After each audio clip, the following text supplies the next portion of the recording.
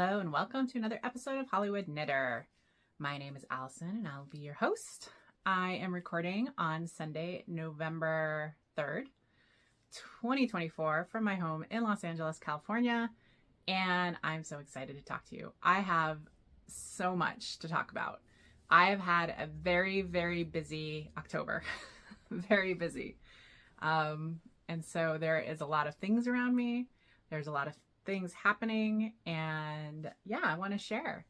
Let's jump into it. Well, before I jump into it, I hope everyone's been having a great October. October is my favorite month. My birthday was a few days ago. I turned 48, right? Yeah, 48. And it was a great birthday. But as part of that birthday, as you guys know from my last one, I was doing a fair amount of traveling in October. And so it was very busy. I got a lot of knitting done, a lot of projects, and I have a lot of things to share, both stash acquisitions and other things. So buckle in because it's a doozy. But before I get started, I want to say to everyone in the United States, we're about to be voting. I actually did my voting yesterday, which is really late for me. But because of all the traveling and stuff, I just didn't have the time. So yesterday I spent about 4 hours reading all of the propositions, all of the things. I think there were like 25 things for me to vote on between local, county, state propositions. We had community college boards, Superior Court, in addition to the big one, obviously President of the United States. And so that took a while. I'm very fortunate in California that we can vote by mail up until election day.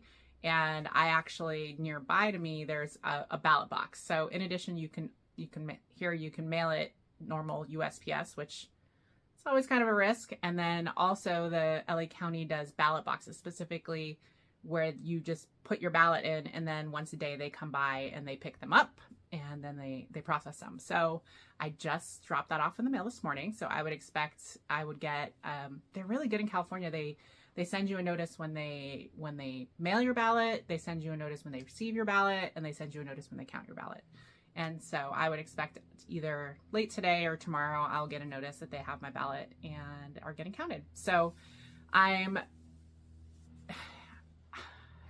very fortunate, and I don't take for granted the fact that we live in this democracy and I can vote. And believe me, it's a lot of time because having to having to figure things out, especially things that I don't really have a day-to-day with, like the LA United School Boards, trustees.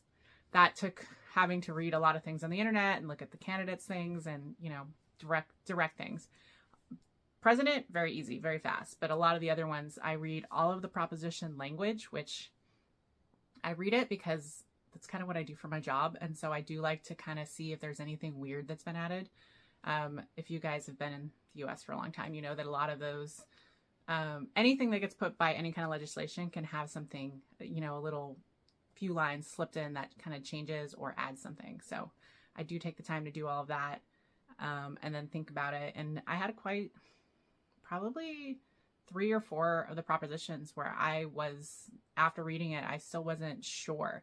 So then I would go online and I would do the research, like who is backing it, who is supporting it, who put it on, because some of them are put on by the Legislative Board of California and some are just by signature. Why? Trying to figure that out. And so, yeah, so that took a while, but I'm very excited that my vote is done, and encourage everyone who, if you haven't already voted, go out and vote. It is definitely a privilege and it matters.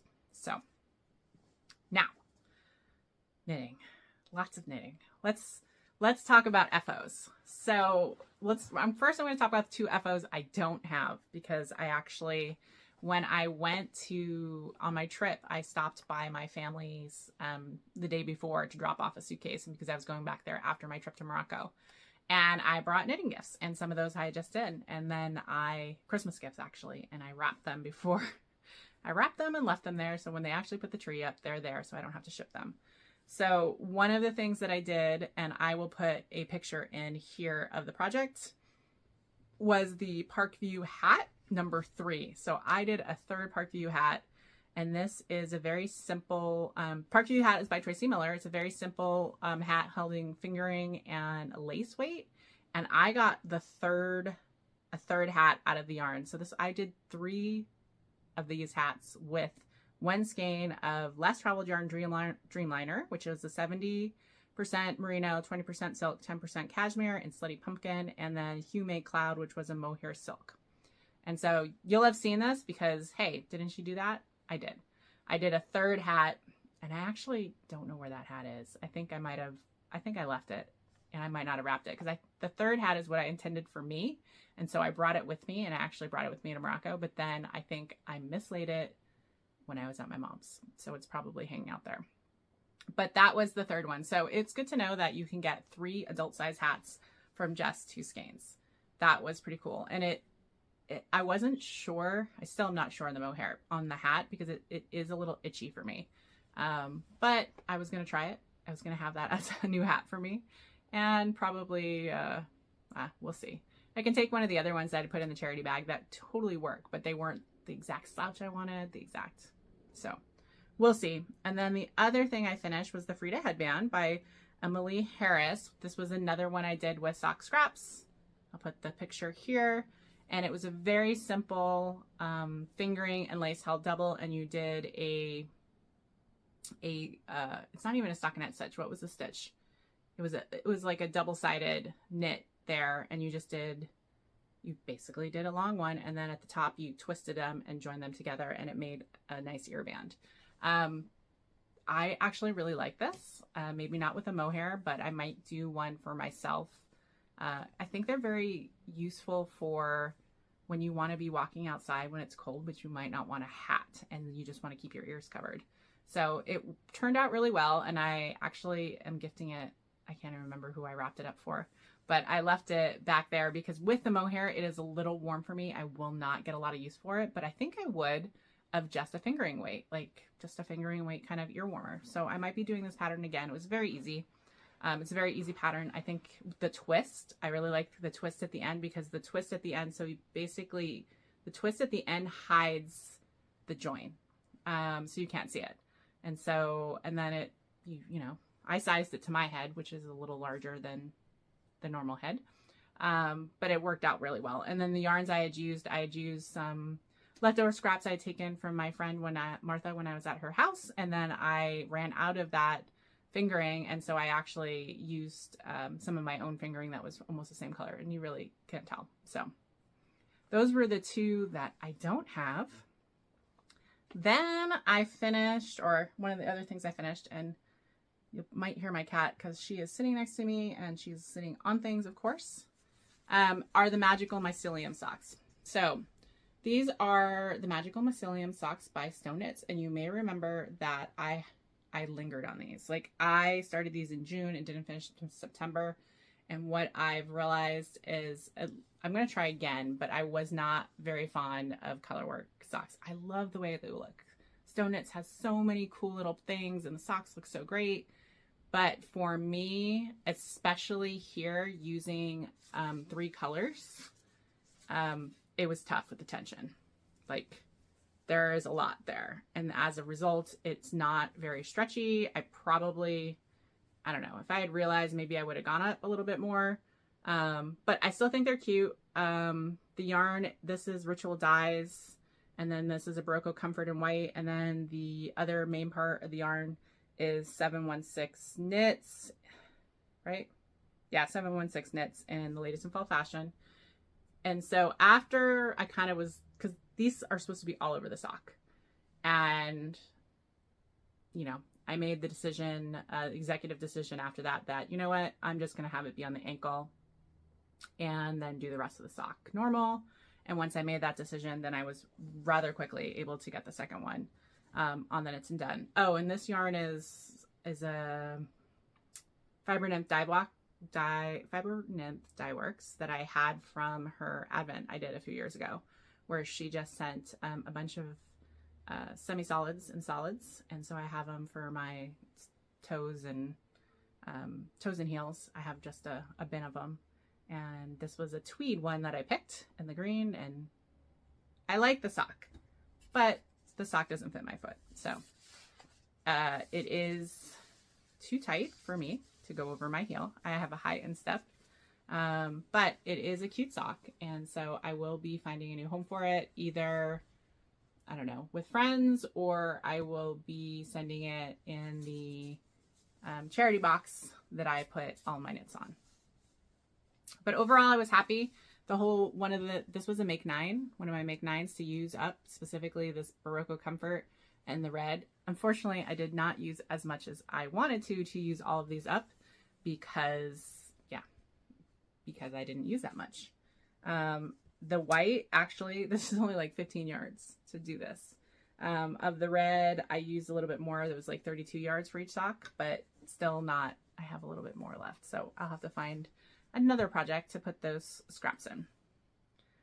Overall though, her patterns are very well written. I know a lot of people are love. I think I will try a colorwork sock again, maybe not 3 colors. I think I will make it a very simple 2 color and just be more aware. Maybe I needed to go up another needle size than what I usually do though. Then I really like the fabric I got for this. So maybe not, like I could figure it out if I want to. So yeah, so maybe I'll be doing another one because I am seduced by all of the cute little motifs that she does on her socks. And I just think they're cute. The other thing that I finished a bunch of, knitted knockers. So I have 6 more. And the knitted knockers, if you haven't heard from it, it is a charity started to basically donate cotton, prosthetic that you can fill with a cotton fill that you can use before you have surgery, or if you never have surgery and you just kind of want to, when I say surgery, you're going to have surgery, but if you, after removal and before you have reconstruction, if you choose to have it or not, these are given. So these yarns, the pink is All Patent Grace. This is, what is it? Cotton Pima, Cascade Ultra Pima. And then on the back side, because I have this color, this is Patents Grace. And the Pima and actually all of this yarn is yarn I picked up, I think, off the Knockers D-Stash table. And so they do, and I prefer to, they want very kind of neutral colors for there. They're finding that the crazy colored knockers aren't being as popular, which I totally get it. I would want a neutral kind of to, slide in. But you can do kind of crazy on the back because that's not anything anyone's going to see. So that's what I did to make my Pima stretch more. And then I have a little bit more. So I think for the year, this is like 14 for the year, which is great because I think I had a goal at the beginning of the year to do 10 of them. So I'm done with knockers for the year. These were my travel project when I was in Morocco, one of the ones, because it is so easy. It's memorizable. In fact, one of the days I was like walking around kind of hiking-ish, but it was really more of a walk. And I had it with me and I was knitting while I went, which blew the muggles away, the fact that I could walk and do these. But yeah, so knitted knockers, if you're interested, check out the knitted knockers. You can just Google it and you can do it in crochet, you can do it in knit. But I have this pretty much memorized. I actually have the needle pulled aside. It's a knit picks needle that I have fixed circular, and I just have it in there. And I have a bag with all of my appropriate yarns there. And so I will do more probably next year. This is the charity of choice for the Northern California Knitting Retreat that I attend. So that's where I will be bringing them and dropping them off. The last one I will show you is a pair of socks. These were also kind of my travel project, and these are kind of not an experiment, but the pattern, let me get them off my sock blocker. The pattern was Over Easy Socks by Helio, and I love a different construction sock. I love to make socks. I love to try different constructions, and so this was a different construction. You can see. I will say right now, the size I chose is too big for me, and so this will definitely be going to charity. But I really like the construction, and I will go back and try this again with less circumference to see if I can do it. But this is all scraps, and so that was the intent. Is I used 3 different colors. You can see I used the blue. I don't even know if I know what these were. Oh, this is Fishnets, Strong Heart, and California Wildflowers, and this is a pink mini from Fiber Nymph, and then the purple is Miss Babs Tart. And so this is in a shawl, this is in a sweater, I think, and then this is the mini. And so you can see I actually ran out of mini for the heel and had to pick up a little bit of the knockers before there and then did the purple. Now, the construction is very interesting. So you basically start here and then you knit the strip, and then you knit the first half of the toe. You know, you basically are doing a shadow wrap kind of toe. And then as you do the bottom and you go side to side, you pick up and you join it with the strip. Then the heel, which I actually use this heel in another sock that I'm doing now, is kind of a cool kind of heel. So it is kind of a shadow wrappy kind of heel, except it has an extra wedge. And I'm really liking this extra wedge. I haven't perfected it yet, but I'm really liking the extra wedge for high instep. I stopped doing fish slits kiss heel or any kind of, you know, that kind of heel, primarily for all my socks because it was too tight across my instep. But by adding this little wedge, you give just a little bit more there, and it really helps. And so I will be working on this more, and I have another pair of socks that I'll show you that I'm doing it in, but I haven't perfected what the numbers are for me. And yeah, so I have 2 of these. As I said, knit on these primarily while traveling. I was really happy that they used up all these scraps, and so now they're out of my stash, and I might have some more.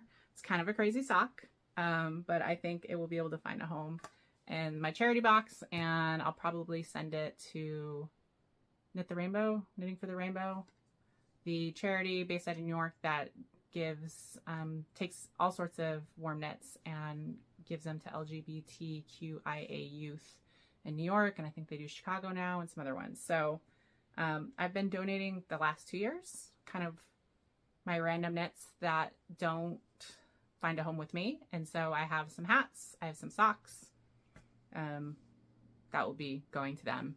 I'll probably send the box in early January. Then the last project that I finished, which I'm wearing, is my Autumn Leaf Pullover by Alexander Tavel. This was such a quick knit. It took me a little over 4 or 5 weeks to do, which is really quick for me. Of course, it's worsted weight, so yeah, it is. I'm going to post right here a little video of me standing up modeling it so I don't get up and knock the camera, but I do want to show you. So I was looking for this yarn particularly. So this is Loop Fiber Studios 100% merino wool, and if you've seen it, she does the great kind of fibers where, so this is a green with a white, and then she also has the opposite where it's the white with the green. And so a lot of people do like striped sweaters and things like that with the 2 colors as they off play. I actually just picked up all of this green. This is the green I love. And I was looking for a very basic sweatshirty kind of pattern to do, and stumbled on this one, and it's perfect. This is super easy to do. I really like this neck detail. Oh, it's kind of hard to see. It's kind of like the little sweatshirt detail, and then everything else is really basic. It has a high-low hem. I did mine very generous, not generous, but generous for me. I would normally, if I were doing a sweater, would made it with less ease, but because I wanted it to be sweatshirty, I made it with more. I made the sleeves really long, maybe too long after blocking. So I'm gonna wear these a little while, but as you can see, I've already flipped this up. So these are really long sleeves, much longer than the pattern, and then all the room. So it might be too long, but you know, it wouldn't be that hard for me to rip back and redo that if I want to do that. So right now I just have them flipped up, and I'll live with it that way, which will be fine. And I'm loving it. And this took me, I was worried with yarn, and so I actually did the top and this part of the body, and then came back and did both sleeves because I wanted the sleeve length I wanted, and then did the rest of the body because I was worried about yarn. I had 6 skeins, and I used 5.8 skeins, and then after blocking, like, it's perfect. I had plenty, and in fact, if considering I might have made these a little too long, I definitely have plenty. So 5.8 skeins is about 1,275 yards, and I think I did the 44 or so. So I need to take the measurements, but that will be about 6 inches of positive ease on me. And then, yeah, it's one of the things I need to figure out for my upcoming sweaters because of my relatively recent weight loss. I do take measurements and stuff, but it's still tough, you know. Body dysmorphia is real. And so it is still tough for me to knit the smaller sizes and think it's going to fit. But I really need to do that because, I mean, this was intentionally oversized, but it's still probably even a little more oversized than I intended. I could have gone down a size and still have gotten the look I wanted. So I need to be very cognizant of that for upcoming projects. As I said, I do have my measurements, but it's a combo of picking the smaller size. Like, in my mind, I can't believe that I would be like, you know, the second to smallest size, and that's what I'm wanting. But part of that is right now, as you guys know, all of the projects seem to have a lot of ease, and that usually is more ease than I like. I only like maybe 2 inches of positive ease in most of my sweaters. And that's just a personal preference. I'm actually thinking of going back. I was not pulling out, but some of my older sweaters that I now fit back into, you know, were 10 plus years ago when waist shaping was in everything. And I really like waist shaping. So I might be taking some of these sweaters now that pretty much don't usually have waist shaping and maybe adding some in, which I can do because I'm a knitter and I'm in control of my knitting. So yeah, so this was all of my FOs. Very pleased. As I said, lots of little projects, the big project, and go from there. Now, I'm being relatively monogamous right now. First, I'm going to show you my socks. So my socks. And so I'm trying to go through stash. And so, before I left in October, I kind of took some scraps that I want to use and created, put them together, and with the intent that I was going to use them for socks. I didn't always know. So the Holly Yo one, that was one. And then now I'm knitting these two. This is another 716 knit. I don't even know what this is. This was mystery yarn off a D-stash that I put into a sweater, and I had about 0.8 skeins. And I'm doing them together, and I actually finished the first sock. And this is just something I did. So I did a striped sock. I do mine toe up, and what I ended up doing for my pattern, as you can kind of see, I basically on the first row did knit purl, and then I did 3 rows, and then when I switched to the new color, I did a knit purl. And so it creates this really cool kind of ridged fabric. And then you can see what it would be on the other side. And then the heel I did was that Holly Yo heel, and here it is. And so let me stick it on the sock blocker. This is more my size. This definitely fits. Again, because I'm kind of, I don't know, adapting the heel, taking it as my own. Here, you can see. Looks better than the other one. I don't have as much room, but I still have maybe I could have done like maybe 2 to 4 less rows here to make it. Still had that wedge, but not such a big wedge. So I will not correct it for the next one because it definitely works and fits. But, you know, I'm always on the mood for the perfect fit. But I do like this heel. I really do. And you know, I've been doing like different heels lately. I did the Ducati up heel, and they both are kind of this wedge. I really like adding this wedge. And then you can do short row, and you know, the color stripe sequence when you're doing self-striping or things like that, like it totally works. But better for me than just the single boomerang kind of heel. And so I'm working on the second one. This is how much I got done. The other thing I also like about this is it's relatively mindless. Having 2 balls is a little bit of annoying, but I was able to knit a bit at work, on some meetings I was at, things like that. So it's not undoable. I mean, unmanageable. But yeah, so that's what I'm doing. I have it in my Nomadic Yarns Halloween bag. I love this bag. I love these sock cubes. I've said it before. But I also really love this bag. It's kind of like a cool Halloween print. I tend to use it all year round, but definitely this time of year. So that is the one of the whips I have going. And then the other whip, which I have, oops, sorry, Kitty. And I think this is Silver Shed Studio, which they don't do anymore. So this was Amy's mom from Stockinette Zombies was making bags for a while, and so I picked this up a few years ago, and of course, Halloween.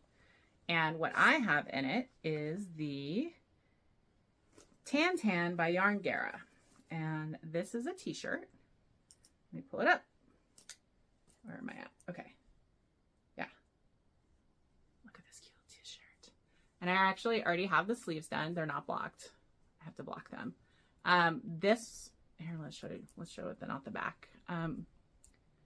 This was a pattern that I saw at Stitches West in this yarn. So the yarn is Illumini Yarn Sabre, which is an 85% cotton, 15% alpaca, super soft. I really like the sample, and it was done, I think, almost in these colors. And so I picked up 2 skeins of the gray with the skein of the dark gray.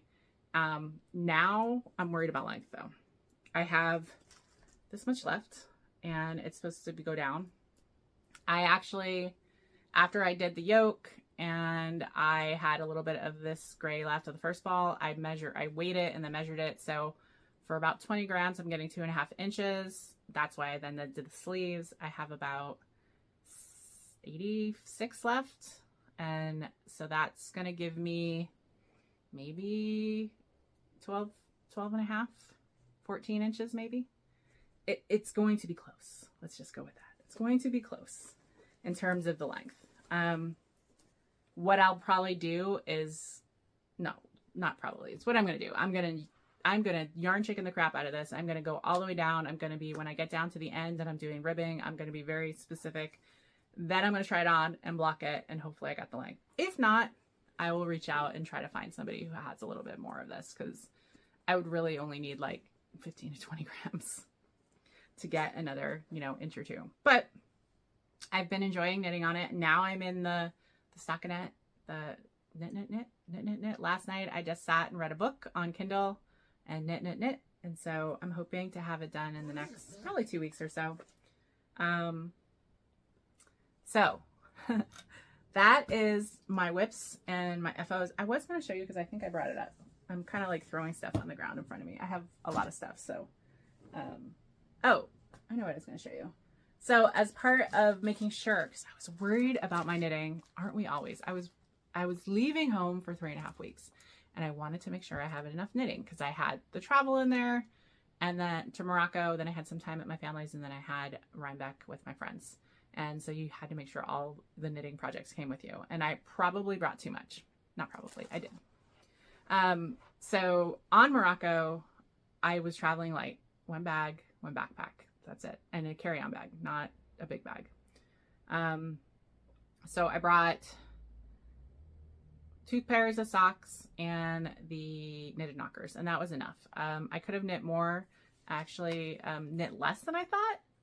We were busy, we were doing things, and I'll tell you in a minute, but there. So one of the things I had brought that I actually haven't even cast on yet is I'm going to be doing kind of a different sock, and it's again the kind of interesting construction. And so what I did is I actually did a little bag with balls, and so I'm going to be using all of these colors in this sock, and these are all scraps that I want to use up. I think this is the ritual dye that's left from my Magical Mycelium. This is like a pesto Julie knits. This is that Barocco white that I want to use, and then this was a Christmas yarn.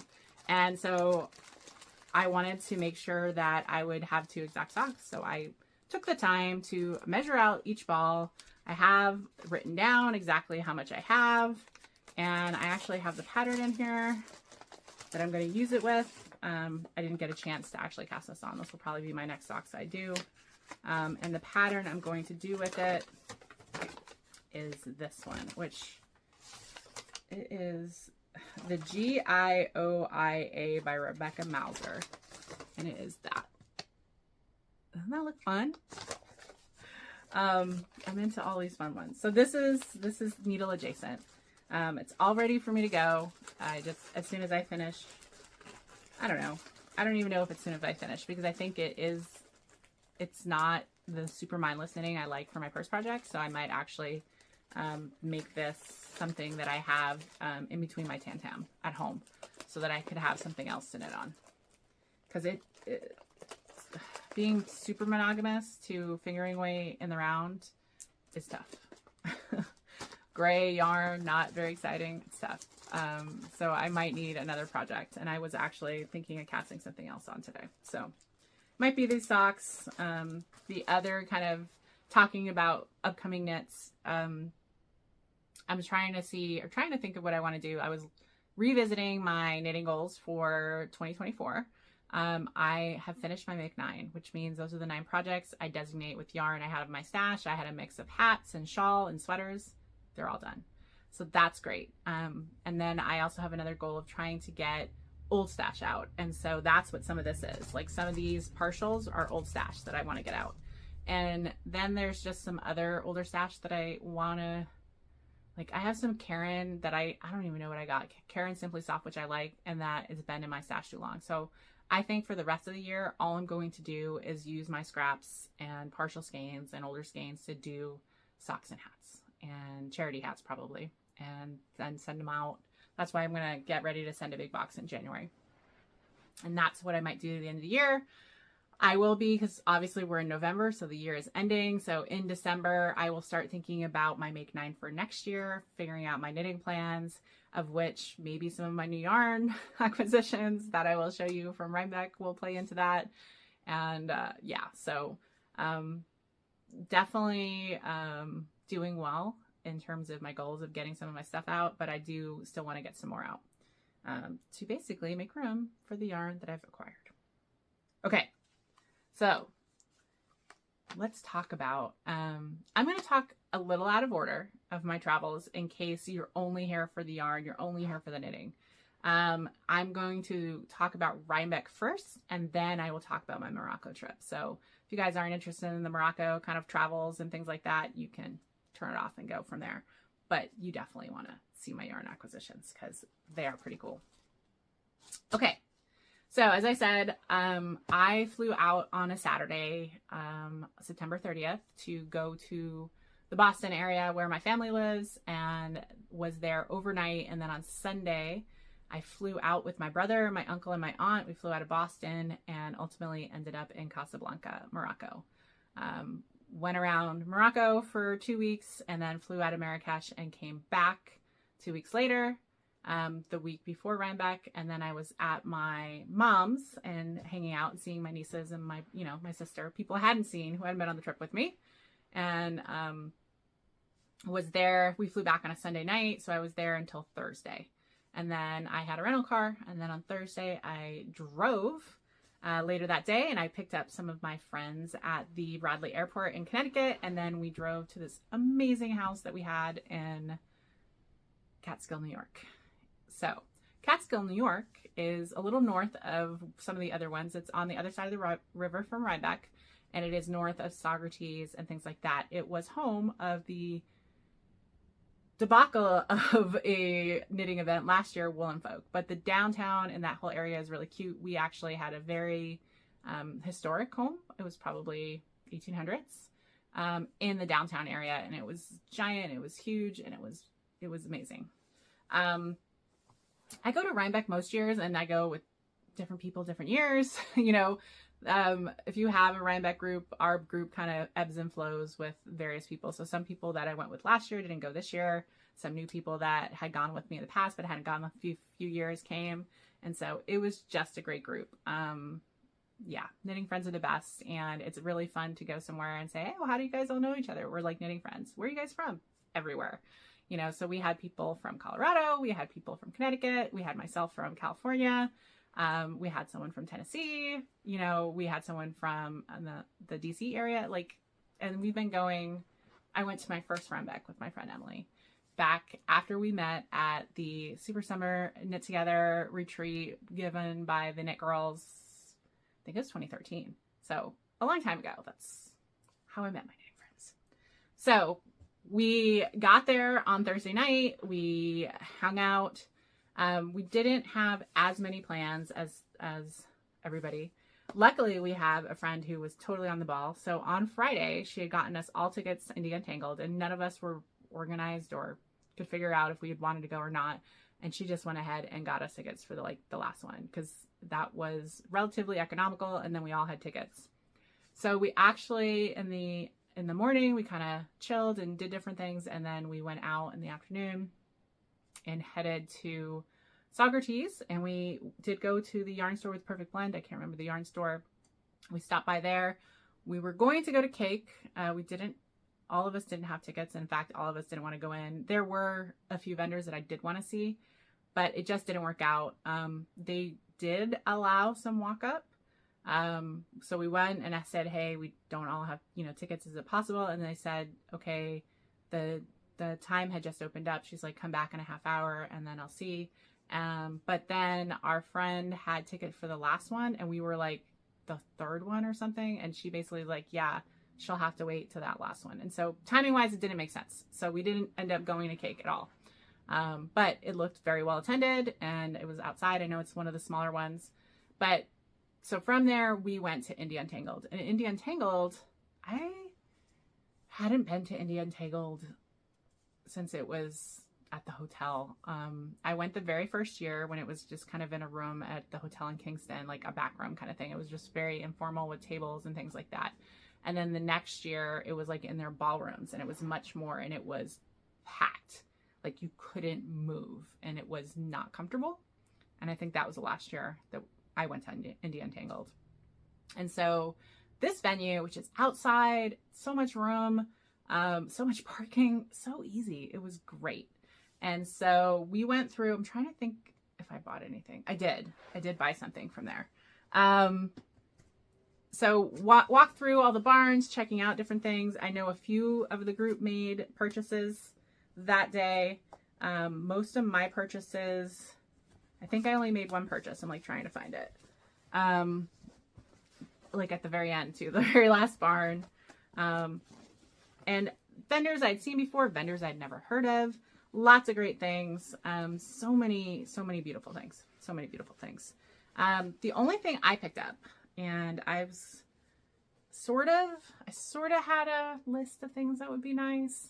And one of the things that was on my list that has been there is getting kind of a mohair Surrey, something I would want to hold with one of the many sweaters that are out there where you hold it double.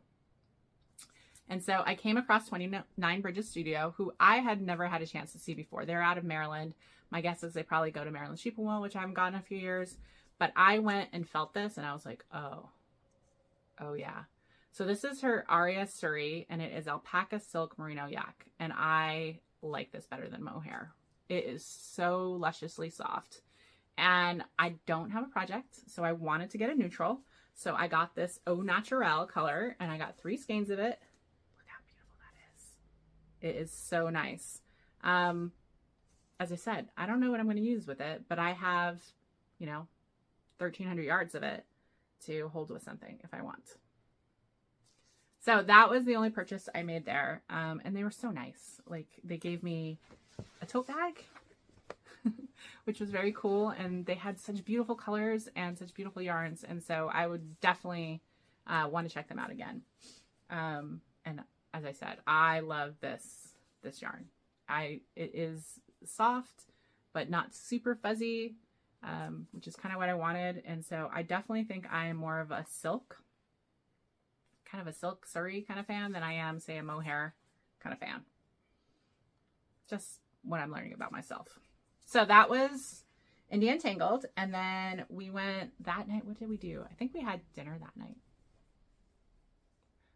We had a mix of meals that we cooked at the house, and then like we ordered in.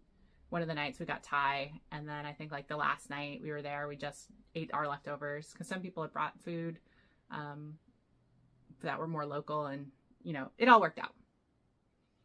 And then we went back and we knit and sat and knit, and we had a gas fireplace in our place. We had a big room we were in, and it was great. Saturday was Rhinebeck.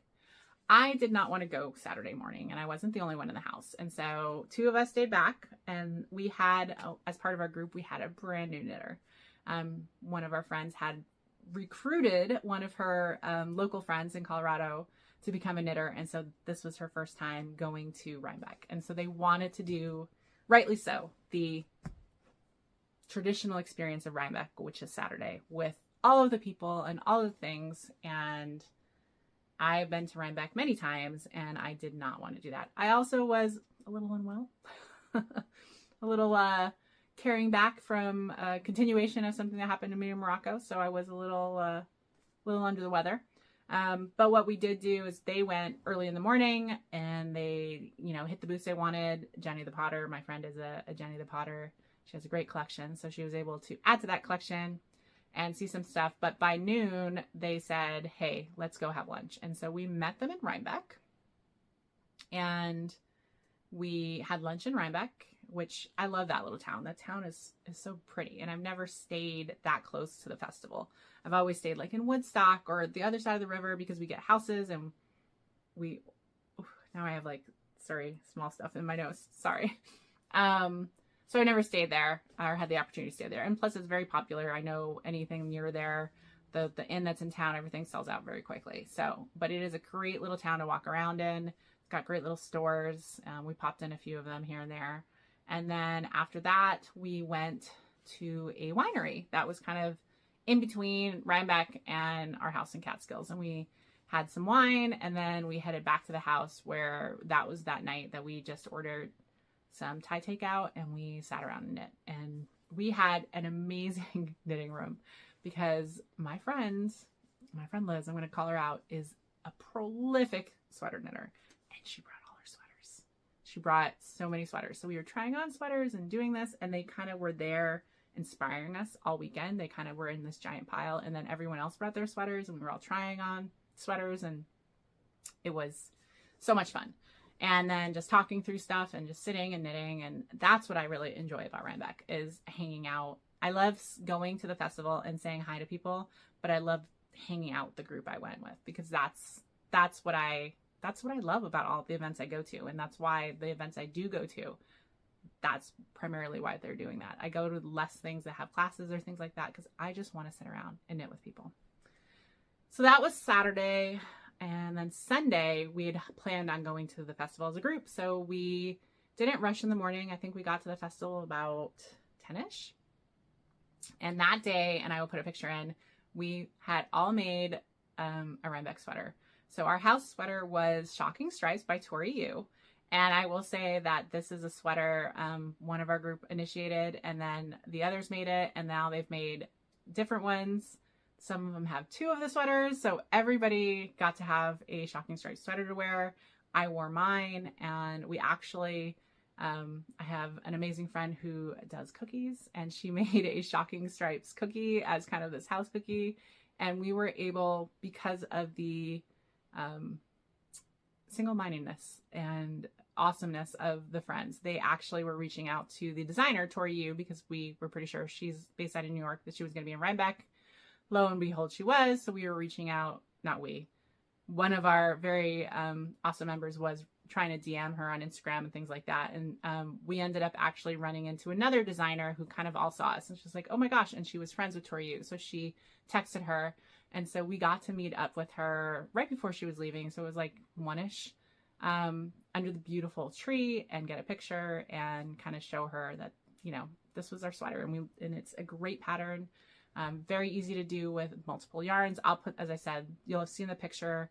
We do different ones. It was a lot of fun. And then we went back and had leftovers. We had ice cream. We stopped at the ice cream place that is actually, you drive by going out of Rhinebeck, and we stopped and had some ice cream. And then we went back to the house and sat around and knit. And then on Monday, sadly, we all had to go different ways and fly out. And so 3 of us were flying out of Bradley. I had never flown out of Bradley. It's actually a very easy airport. It was nice. I had a rental car that I picked up in Boston and was dropping off in Bradley, so I drove us there.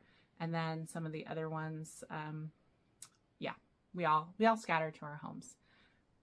It took me a while to get home because that's just the way it is. I had to connect through Dallas, and I didn't get home until 9 p.m. And at that point on Monday, I'll have been gone for 3.5 weeks. So it was a long time. But yarn acquisitions at Rhinebeck. And I went a little crazy. I'm trying to think So the first one I picked up was Junction Fiber Mill. Now I follow that. Oh my gosh. Totally. Do I have a type? And it's interesting because afterwards I realized that these are actually, although they're the same, they're one of those kind of spin cycle-ish, and they're not truly the same. Something I didn't realize at the time, but they're in the same color family. But anyways, Junction Fiber Mill is out of Vermont, and I follow them on Instagram, and they do these yarns. And so when I saw them, I wanted to support. And so this is in the clearing. I picked up 2 of these. No idea what I'm going to use them for, but there's lots of patterns that come out that can use this kind of yarn. So yeah, so I picked up those 2 green ones. Then I'm trying to think of the order I picked things up because I don't truly remember. That was one. Okay. Then we walked around all the barns, and the way I like to do it is I kind of walk through and have an idea. Very rarely do I buy the first time. I usually will go back, and I think that was the case for most everything. There was a hat that came out that was in Miss Babs Yarns, and it was, I think, the Rhinebeck weekend hat or something. And I had bought it the night before, and I was like, I want to pick up some Miss Babs for it. And it was her Yowzer Mini, which is her superwash wool. And I picked up these 2 colors to do that hat in. And I got the hat. And so yeah, so this is going to be a hat for that Rhinebeck before next year's Rhinebeck. And I just love those 2 colors. So I picked up that for Miss Babs. And I mean, I love Miss Babs yarns. I have sweaters out of it. She does great colors. There's just so many, there's so much yarn. There's so much yarn. The other one I picked up that I had never really stopped at before or seen, but my friend had used it, was Primrose Yarn Company. And I saw this. This is her Replay Sport, and it is 500 yards of sport and upcycled wool, locally milled. And so I picked up 3 skeins of this, and this was just like, again, don't know what this, I mean, since then I've sort of earmarked a project I think it might be good for. But she had so much of this, and I really just like the feel of it. It's kind of a semi-solid. What I've realized is, although I love working with color, I prefer to wear more of a solid sweater. But I say that, and I have some other sweaters that aren't. So picked up this, and then also there, just because she also had kind of the dyed there, I got this because I just love these colors. This is her Homestead Sport 2-ply, and this is the Camden colorway. Maybe it will go something in here. Some people said it might not be contrasting enough. I don't know. I kind of like it. That was my idea, is like it could go with it. Maybe. What I really liked is the orange in there. And so yeah, so I got 1,500 yards of that. So that right now is 1 sweater quantity, and then a hat, and some that might go one day into something, either color work for sweater or that. And then the floodgates are opened. And so then one of the yarns that my friend had been looking for, because she had seen it somewhere else, was American U yarn, which I'd never heard of. But they had this tweed. Now, she went specifically to get a worsted weight tweed. That was a beautiful color. But I would have loved that color in the fingering, but I fell in love with this. And I don't have a tweed. And tweed's tough for me because I want to pick out tweed knots. But I picked up this, and it is just kind of you can see it. It's a cream, and then it's got the black and the brown pops of tweed, and I picked up 3 skeins of fingering for a sweater or something. Yeah, this is earth tones, and so it's 440 yards. So I've got, 13, 20 of it. So I picked up 3 skeins of this, and this is all now as we're kind of winding down. This is me buying. We went back there because we were thinking about it. This was something I'd been thinking about that I'd seen earlier, and I was like, you know what? And then I'm there, and I'm like, well, maybe I should have a project. And then I was in the just F it, and so I just bought it. Why not? And then the other purchase I made, which I think 3 of us made this purchase, and I had never heard of them. And so it is Purveyor of Fine Yarns, and she had, I assume that these are either her sheep or something like that, but these are Rommeydale, and I picked up 3 skeins of this. It is a Ramidale fingering, 100% wool, 400 yards. This will be a sweater. And maybe some green. Maybe something else. I don't know. Maybe a color work. This will be the problem. I don't know.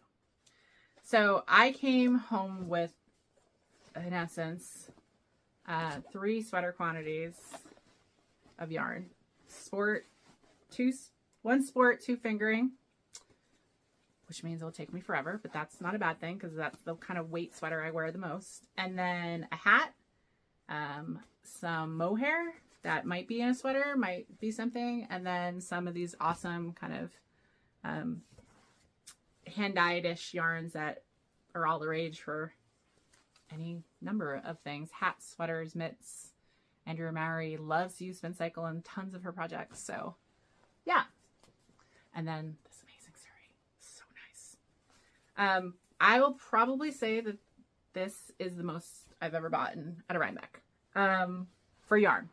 Part of it is, you know, I had said that I had to go the day early, and so I had to have 2 suitcases because my Morocco trip was 1 suitcase, and then it was a lot warmer there. And, you know, I was wearing clothes that, although they're mine, they're not part of my normal rotation because I was being conscious of the local, you know, being covered and things like that. So I didn't bring like jeans or whatever, though I probably could have. So the point is I had a bigger suitcase. So I had a carry-on size and I had a medium-sized suitcase that I had to check anyways that had extra room in it. And so I didn't have to worry about getting the yarn back, which I do most years. That always keeps me in check in terms of buying yarn, that, hey, my suitcase is full, I don't check, can't bring on a ton of yarn. That was not the case this year. And so yeah, so I bought what I felt like I wanted to buy. Now I've got the amazing, for me, of figuring out what sweaters I want to do. So I have, as I said, I won't share them yet, but I have 2 preliminary sweaters for 2 of the lots. And when I go through doing my Make 9 this year, we'll see if it ends up being that. How I like to do it is, how I use my Ravelry is I have a queue of projects that I have yarn for. And so like sweater quantities always are earmarked for a project. When I get to the point, because I'll earmark them, you know, and it'll be 2 years before I get to that sweater quantity, they may change, but at least initially there's a project. Oh, and I got a bag. This, I can't even, Cottontails Farm had all of these amazing Harris tweed bags that they did, and I loved it. I just loved it. Look at how awesome this bag is. Little handles, and then it can sit right next to me, and it's just, I actually had like 3 of these. Not that I had a smaller one too, but I restrained myself to 1 bag because bags, I have plenty of bags, especially because I don't usually have a ton of projects on. So I have a bin of bags, and but yeah, so beautiful, beautiful though. Super happy with it. Love the leather handles. So yeah, that was my Rhinebeck acquisition. And then my friend Emily, because, you know, I like to use all the things and I like scrap projects. I did not do a major fingering weight scrap project, but I have in past years. I have two blankets, 1 knit, 1 crocheted of just all fingering weight scraps. And I'm planning on doing some fingering weight scrap projects next year. I have probably 2 sweaters that are going to kind of use scraps, 2 different ones, holding with something else. Maybe that mohair might go with it. And so anyways, she asked if I wanted to take her scraps, and I of course said yes. So I have another giant bag of scraps. And what I like about these is these don't actually go into my stash. 1 or 2 of them might, because they're kind of big. But most of them are small minis and small ones, and so the bits and bobs don't go in, but they do go into my glorious bag of scraps that I pull from to do all sorts of things. And so yeah, so I also came home with pretty hefty finger weight edition. I will say that my 2024 goal of reducing my stash is probably not happening this year, but so it goes. One of the things I'm planning on doing around Christmas is pulling out all of the yarn, because I have some yarns that I've gotten for like charity and things like that that aren't technically listed in my stash on Ravelry, and so I need to go through and see what I have, whether I still want it, whether it needs to go back to, or go to a de-stash table at one of these yarn events to find a new home. But I will do that later. I'll do that in December, kind of as part of my get the new year started right. That is all of my yarn stuff. And so if you don't want to hear about my trip or anything like that, you can feel free to leave me now. Oh yeah, I'm going to talk about just some life stuff and books and stuff, and my Morocco trip after. So, because I'm an hour in. I said it was going to be a long one. All right, Morocco. Morocco was so much fun. So this was a trip that I was supposed to do in 2020, right when the pandemic, April of 2020, I had this scheduled. And I went with a tour group, Wandering Earl Tours, that I had gone to India with in 2017, I think, or 2018. And I just like their style of how they do it. The creator of the company is a digital nomad, but he's from Massachusetts. He's been traveling, and he creates and curates these small tours that go and do a lot of things. It's not like a bus tour. It's not like a major kind of thing. India was great. As part of this trip, Morocco is not somewhere I would want to go by myself, and that's still the case. Now that I've been there, I could definitely do it, but it's better with a tour. Sorry, I got stuff in my nose. So I scheduled this tour, and then I had to cancel it because of COVID, and then I had to wait a few years because I was busy at work and things like that. And then this time frame, because my work project, my construction is winding down, I'm definitely in kind of the slower period of my work, and so I could take a lot of time off, which is why I took 3.5 weeks off. I've never taken that much time off of work. And I wouldn't have taken that much time off of work unless it was a time where my work wouldn't, be, my coworkers and stuff wouldn't be super impacted. And they weren't. There's a few things that happened while I was gone, but nothing big. And honestly, most of my work waited for me. So the tour is no more than 12 people. We actually had 13, and I found out later is because he actually had arranged for a different tour, but then changed his mind on that, and so they accommodated him on this tour. And it's a mix of various people. This tour skewed my brother. My brother went with me. My brother is 3 years younger than me, so 45 at the time we went. And then when I had been talking about wanting to go to Morocco with family, my uncle and his wife expressed interest in going, and so they actually also signed up for the trip. And so we had a mix of people. We had a mix of couples. So there were 1, 2, 3 couples, including my uncle. And then we had 3 single people that were going that did a single supplement. And then we had another pair of friends that were similar, like me and my brother, where they kind of stayed together. And so that was the 13. We ranged in age. My brother and I were not the youngest, from 40s into, I would say late 70s. All very active. Not everyone was retired. Some people were still working. So we had a mix of, pre-retirement, post-retirement, us going. And the way the tour starts is you all meet in Casablanca, and you meet your tour guide. And our tour guide was amazing. She is a Mexican national, and she loves travel, and she does customer service like there's no tomorrow. Like, seriously, was amazing the entire trip. Just modeled how you want to travel, how you want to interact with people, always with a smile, always friendly. And she very much loves traveling to Morocco. She does these tours and is the main tour leader for Morocco because she chooses to, because she loves Morocco that much, and it shows. And because they do these tours usually twice a year, or they have the last few years, they work with the same like drivers and things like that, and kind of sometimes the same people. So kind of how it is you have an itinerary, and it was a mix of, you go we flew into Casablanca, And then from there, we were there a day, and then we got on our van, which is I think it was a 15 passenger van. And so everyone has a seat, and then we have a great driver, and we went to like our next place. So we stopped in Rabat, which is the capital. It's capital of Morocco. Is about 3-hour drive. And then we have a local guide there that we meet, and then they walk us around to various sites and have so much to talk about and explain all the history and everything like that. And we had a great meal. And then from there, we drove to Fez that night. And so we were in Rabat in the morning, and then we were at Fez at night. We stayed in this amazing riad. So amazing. So, you know, if you've ever seen kind of these Moroccan kind of movies, like when you see the Medina, it's very, very narrow. And it is. We went to Medinas in 4 cities, a very narrow, very old part of the city.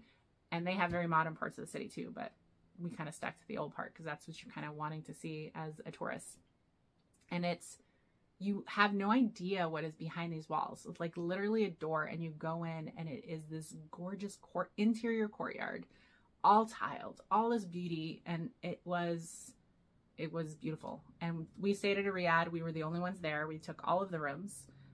You know, we were probably 7 or 8 rooms, and so they're like smaller, like bed and breakfast kind of things. And it had a rooftop, and you could like overlook the Medina, and it was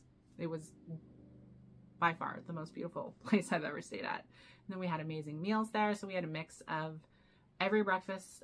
Breakfast was included in all the places we went. Dinner most of the nights, sometimes lunch, sometimes not. There we walked them out again. We met another guide. We walked around the Medina. We saw where they make leather. We saw some of the local places, and having a guide kind of explain things to you is great. You do stop. We stopped in a like a silk weaving place, and so and they had one of the looms kind of out there, and then I guess they said upstairs they have a bunch of other looms, and they do it with silk as well as the fiber from the agave plants and different things like that. I was surprisingly, again, when I'm restricted in my luggage, I restrict myself in my souvenirs. Plus, I don't like to buy things for the sake of buying things. So I actually I did not come home with a lot of things for myself. My brother, he bought a fair amount. He pretty much bought a gift for everybody and in the family, and he's going to give them as Christmas gifts. But we stopped there. We walked through. We went to a pottery place, and that is where I did actually pick up some things. Little pottery. I can't resist some pottery. And then the next day we had like a very long bus ride where we went through. And what I loved about the bus rides, and I didn't realize this, but in Morocco, the drivers have to have a 15-minute break every 2 hours. And so we would be stopping, and we would have a long break. So you get a bathroom break, and they know where to stop. And so every place we stopped had appropriate bathrooms, meaning we were not going to be getting really gross bathrooms. You know, they were, you know, only one place, and very later did I see, you know, a hole in the ground. Everywhere else was Western style. It was very clean, that kind of thing. You could stop, you could have a drink, you could get a coffee. We all took a break, stretched our legs. Because we basically went from there to Merzouga, which is on the edge of the Sahara Desert, very close to Algeria. And then we had a night in a beautiful place out in the desert, a hotel. And then we went around the next day and saw like a Berber music and traditions like that where they sang for us. And then that night everybody else but me did the camel ride. And then we went out to a desert camp kind of thing. And these are permanent camps, and we stayed out there. I will mention at this point in the trip, I got Rumbly Tumbly. Let's go with that. And I had that for about 3 to 4 days. I expected it. I have a sensitive stomach. It is even though everything was very clean, you know, they do, everything was cooked. Supposedly they wash everything with filtered water. There was a lot of fruit, and not everybody got it. I think it's just, I'm sensitive. I was probably a little lax in, say, eating grapes and things like that. Things that were probably maybe weren't completely washed in that, as opposed to sticking to, you know, oranges I could peel, bananas I could peel, etc. So I did suffer from that for a few days. It didn't stop me from doing anything. I wasn't necessarily my very happy self, which everybody in the tour, because I also didn't like, there was a little bit of people trying to hide that they weren't feeling well, and I wasn't whining, but I also wasn't pretending like I felt 100% because I didn't. And so as I got better and, you know, more of my sparkling personality came out, they were like, oh, you're feeling well. Like they were noticing, like, I was eating just bananas and bread for like 3 days. Because that is all I wanted. I was drinking a ton of water, a ton of electrolyte water, you know, just different things like that. And I just wasn't my sparkly self. But I still got to go do everything, except ride the camel. As part of the ride out to the desert camp, you off-roaded to where these camels were, and then you took an hour camel ride to there. Or alternatively, like I did, the guide and I went with the luggage in a four-wheeler. And it was just the timing. I didn't want to be stuck on a camel for an hour. I did not think that that would be a good choice at that time, which is sad because I was really looking forward to the camel ride. Everybody else did the camel ride. And so then we were there overnight, and then we went back the next day, and we bussed over to the Dades Valley, and we stayed at a gorgeous, gorgeous, gorgeous hotel, probably a 5-star hotel, totally locally owned, amazing, amazing, rooms. I will say, and it was a comment, that my brother and I got the worst room on almost everywhere we went. Partly because we were getting to twin beds, and that is just not a normal room versus single beds, you know, kings for couples and things like that, or just a single bed that, you know, some of the solo travelers were having. But yeah, so it was a thing. It was a theme. I was okay with it. Everyone can't have the same thing, but stayed in this gorgeous hotel. We had 5-course meals every night there. We stayed there 3 nights. Dinner was included every night. It was very well done. We walked around. We did a walk through the area. We met some of the local villagers and things like that and talked about it. And then we also did an off-road trip into the desert and met a Berber family, one of the few families that still lives kind of how they used to, which was in caves, basically. They don't have any really modern conveniences. They do have a cell phone. But it was interesting. I'll do a little slideshow afterwards, but what was interesting there, which the older couple that were there were probably 60s. And, the woman had said that she had 11 children and birthed them in this cave. Most of her children were living in town nearby. She had, I think, 1 daughter and a granddaughter, or 2 granddaughters that were still there with them. I don't know. It seemed like they might be there one kind of, they didn't want, this is how they've always lived. They wanted to live there. And then also stopping and showing and giving hospitality to us, you know, they were compensated for that. But she had a stand-up loom that she was making kind of like a rug, and there was yarn in Morocco. But it was very rough. They did have sheep and goats and things like that, but I did see some yarn when we were like in Fez and they were dyeing it, and it was just this rough. They use it for like very heavy blankets or rugs. So I didn't buy any. I would never use it. It would just be, you know, for the sake of having it. But I did take some pictures of some places they had it. But this woman in this, you know, cave in the middle of nowhere, we had driven, you know, 40 minutes on a dirt road to get to, had a kind of a vertical loom that she was looming a rug on. That was very interesting. And then we had like meals. Then we drove into the town that was nearby, which was another 40 minutes away. And we had a great lunch, and then we kind of drove back. And then from there, we went to Marrakesh. We were in Marrakesh for 2 nights and saw that Medina and kind of some of the sites there. We had great meals there. And then the last kind of major town that we visited was Essaouira, which is a beach town. And I really like the vibe of this town. It's got a big expat kind of thing, very laid back. It's just a laid back beach city with a Medina and all these other things. And so we stayed there as well. And that was great.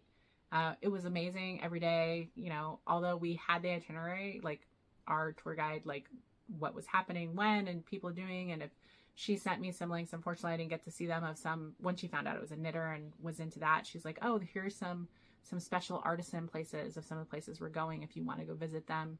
She set up some traditional hammam massage and scrubbing for some of the group, and set up some other ones wanted to go to like a special museum and when we were in Marrakesh, and so she did that. Like, she just was amazing. She took the time to kind of learn everybody, some of what people liked, and you know, your special likes and things, and then would make like additional recommendations.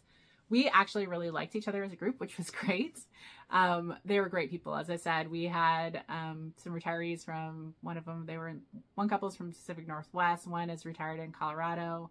The friends, one lived in Florida, one lived in Pennsylvania. You know, my uncle and aunt were there. And then we had, you know, various people, and we were all on a WhatsApp together. And so we're actually still kind of talking and sharing pictures and things like that.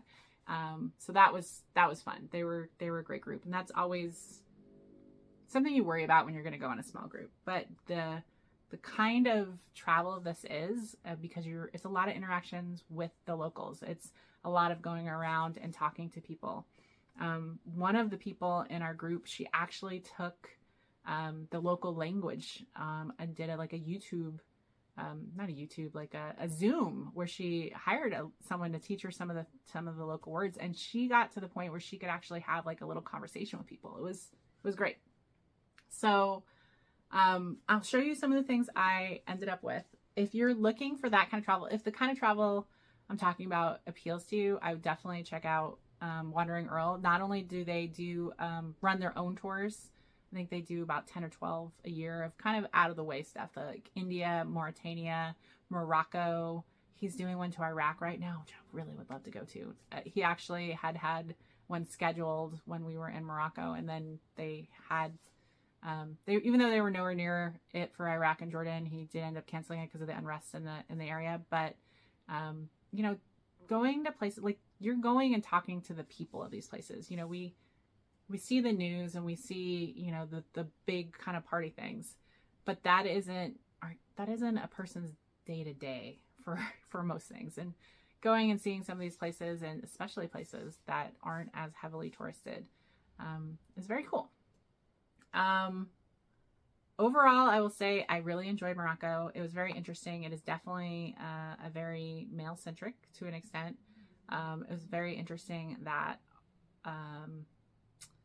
there are still very clear-cut roles for men and women, and especially outside of the major cities. And so that was interesting. Not that, you know, as a tourist, you're never not treated nice. You are. They very much rely on tourism, and they recognize that, and they're all very, very happy. Our driver was stellar, and he was a local, and he loved his country, and he would answer questions about anything and everything, and everybody knew him, and he had a smile all the time, and it was awesome. Between the two of them, Liz, the tour leader, and Abdul, our main driver, it was awesome. It was a great trip. Loved it. Loved every minute of it. As I said, they have tours that they do for some of these other countries, and then they put together private tours. He's got, there's 4 or 5 of them, and they basically can put together a tour. So it was interesting. Our tour guide right after this one, which is just, you know, you sign up online, she had done a tour for another group, and they were like, hey, we want to do a tour of Morocco.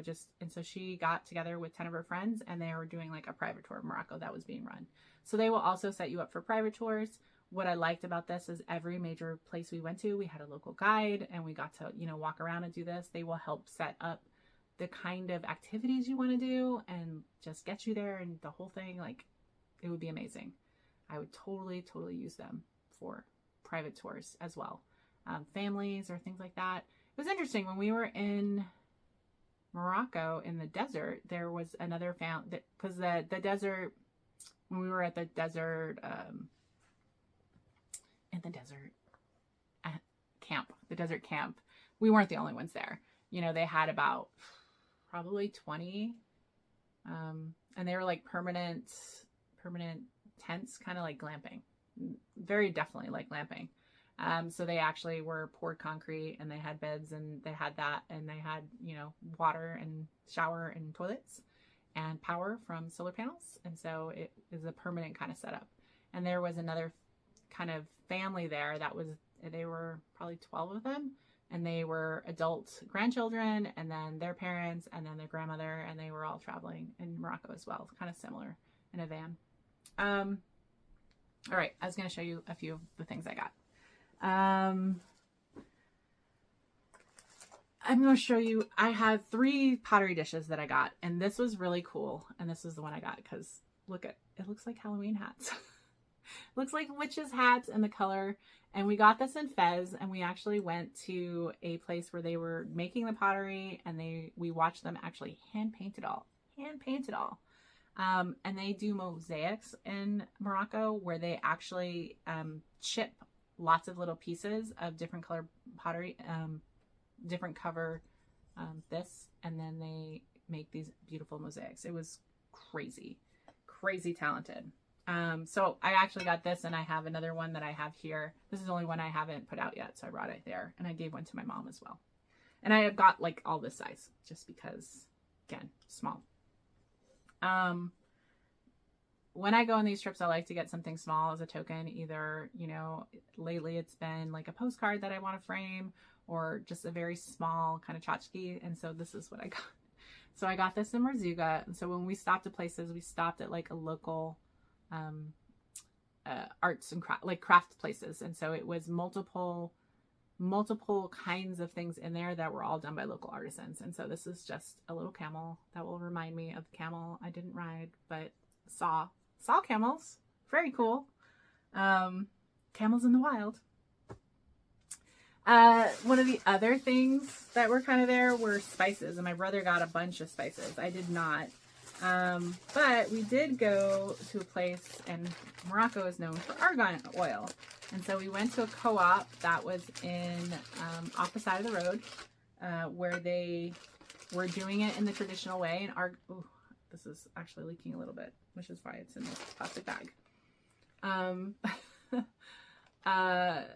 They were making it, and so I had no idea how argan oil is made, but basically it's the nut of this tree that they then pick, and they pick the nut apart into 2 parts, and then they grind it, and it creates this like paste, and from this paste they get argan oil.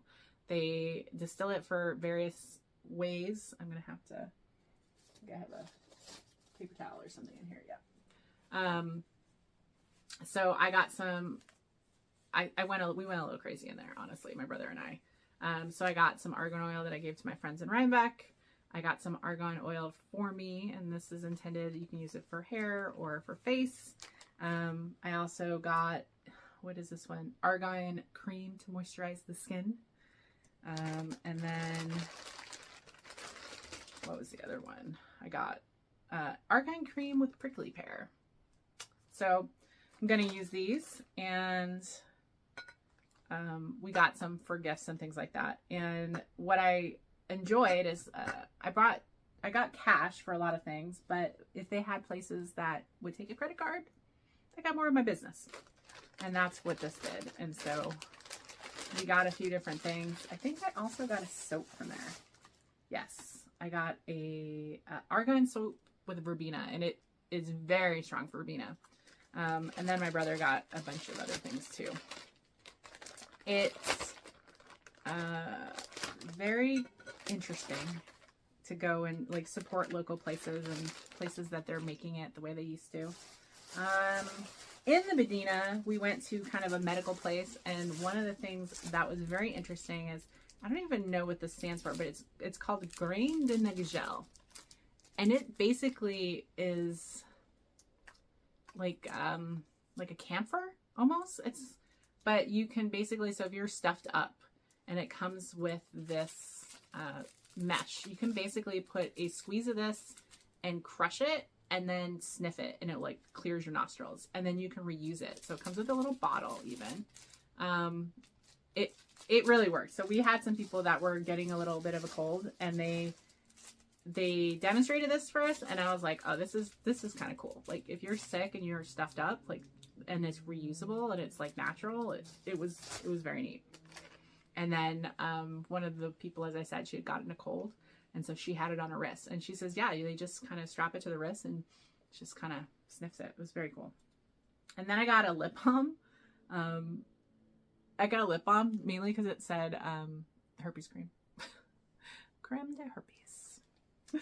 And that was just, they have like these medical places in the Medina. I think we got that in Marrakesh. The other thing they do a lot of is woodwork, and they have, I will say that a lot of the Medinas, they carry the same things, like a lot of the same things, whether that's all made there or some people make more, but it's a lot of this. Once you go through, it's a lot of the same things, and you did have to bargain, and I'm not good at bargaining. My brother got better at it.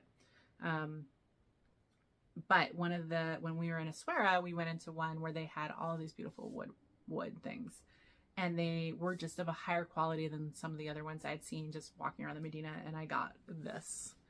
So this is an inlaid little box, and this is all inlaid mother of pearl, and it is gorgeous. And they had a bunch of gorgeous things. I also got for JC, I got handmade dice, and then I picked up a mini chessboard, chessette, for Christmas for his son.